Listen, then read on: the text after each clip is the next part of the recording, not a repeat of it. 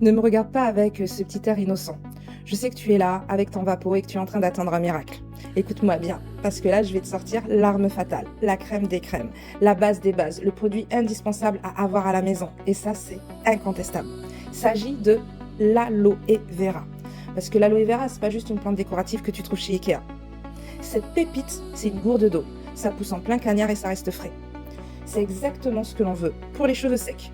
Tu peux le mettre après ton vapeau ou tu peux même le mettre en direct. C'est un humectant qui fait super bien son job. Moi perso, j'appelle ça le couteau suisse du cheveu. Tu peux l'utiliser en masque, avant shampoing, après shampoing, en démêlage, en soins quotidiens, tous les jours pour plaquer tes cheveux, définir les boucles, ça fait vraiment tout.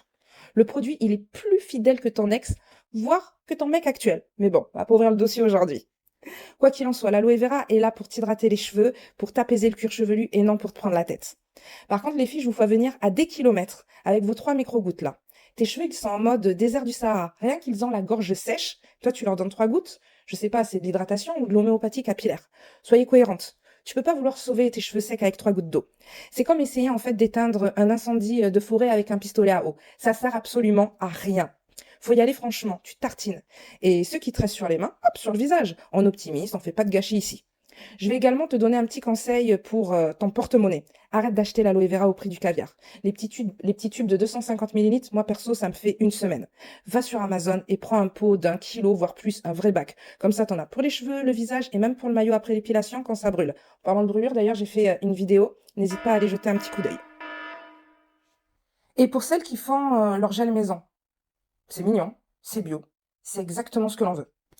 Mais par pitié, fais attention à l'Halloween. C'est liquide jaune qui coule quand tu coupes la feuille. C'est littéralement le poison de la plante. Si tu ne laisses pas dégorger, tu vas te retrouver avec le cuir chevelu en feu. Et ça, c'est pas le projet.